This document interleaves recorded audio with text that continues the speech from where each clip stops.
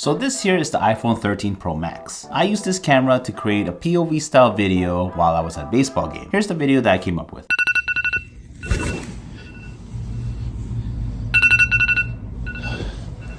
Bro, we're late! Let's go!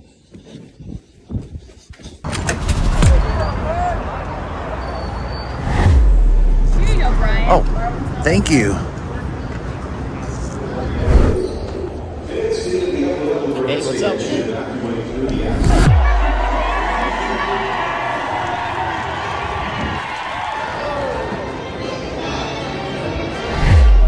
Yo, try this, bro. Oh, that's good.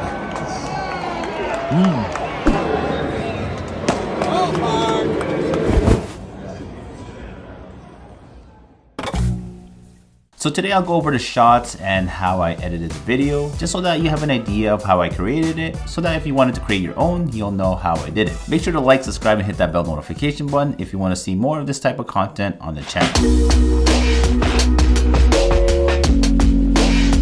So in order to do something like this, you definitely need to plan it out a little bit. Now you can wing it and get the shots on the spot, but for myself, since I knew that I was going to do certain transitions in between the different scenes, planning it out just made more sense for me. Now don't get me wrong, you should definitely experiment with different shots while you're on the spot or wherever you are that you are shooting. Now get creative with it. You don't want to just stick to whatever you have planned out, but what you want to do is use those set shots as a foundation and just build upon it as you go along with your shoot. It's nice to have different variations of certain shots so that when it comes to editing the video, you'll have a variety of different clips to choose from. Now here's a quick shot list that I made before I went to the baseball game to shoot the POV video.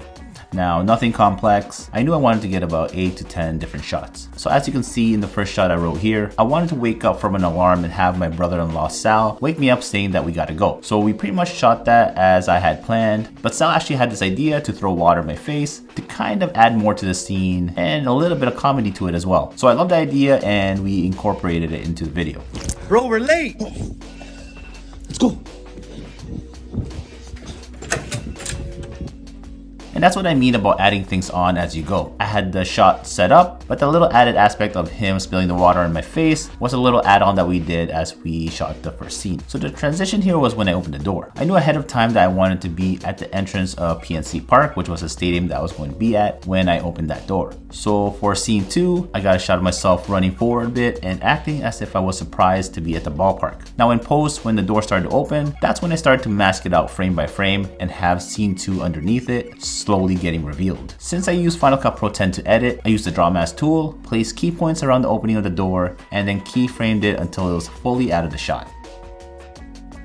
Now to go from scene 2 to 3, all I did was look up and quickly look down at the end of the second clip. Then when I shot the next one, I did the exact same thing to start the video. But this time I had Sal hold the phone for me so that I was able to grab and hold the jersey. So to edit this transition, you just have to make sure that you line up the movement. So I cut it at the part right when the camera was pointing down in both clips. For the scene 3 transition, I just lifted up the jersey to cover up the frame and then pulled it back down to reveal the next scene. And again, this was easily done using the Draw Mask tool. Similar to the step earlier, where I just placed the key points and keyframed the movement as it left the screen. Now with scene 4 as the clip below, I started off by looking at my jersey and then looking up and seeing their mascot. I wave, walk up to him, and then give him a hug, making sure at the same time that the camera went to black as I gave him that hug. This would easily set up my next shot, which is scene number 5, where I was on the field doing a pierogi race. So I started off that shot having the phone on my arm and then lifting it up, revealing the scene. And all you have to do for these ones is connect the two shots together.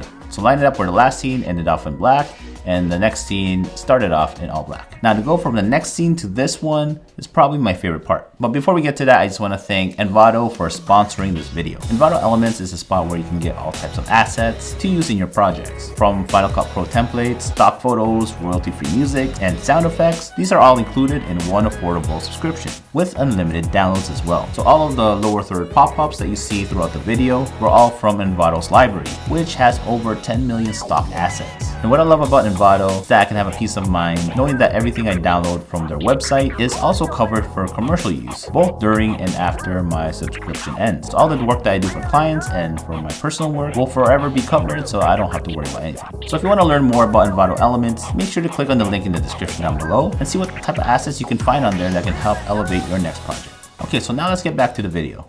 Did you get really wet or you No, it's perfect. It wasn't that bad. So in the next scene here, I needed a second phone, which my brother-in-law Sal had. So what I did was airdropped a clip of the pierogi race to his phone while we were sitting watching the game. Then I took my phone and recorded his while it was playing, making sure that I covered the whole frame. Then I lifted my phone up and looked around the stadium. All you need to do is to make sure that the shots line up as much as possible. So when you're editing this, make sure you pick a spot maybe about a second before you lift the phone and line it up with the previous clip. I also used the dissolve transition from Final Cut Pro to make the transition a bit more smoother.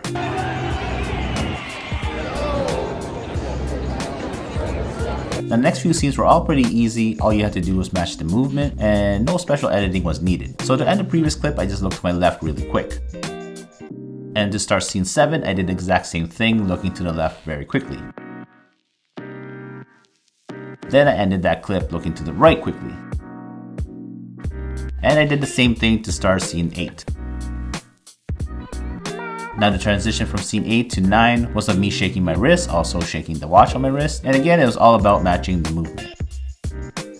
And in the very last scene, all I wanted to do was fade it to black. I wasn't too happy with how I ended this video though. I was down to about 5% of my phone and I forgot my portable charger, so I had to think of something quick, and all I thought of was maybe looking up in the sky and fading it to black. There were probably other things that I could have done to make it better, but I had to work with what I had. And now I have a full video that I can endlessly loop on Instagram Reels, TikTok, and even YouTube Shorts, since I started off with a black screen and ended off the video with a black screen as well. So thank you guys for watching. I hope you enjoyed the breakdown. And again, a big thank you to Envato for sponsoring this video. Make sure to go check out their library of 10 million stock assets and see if there's anything on there that you can use for your next video project.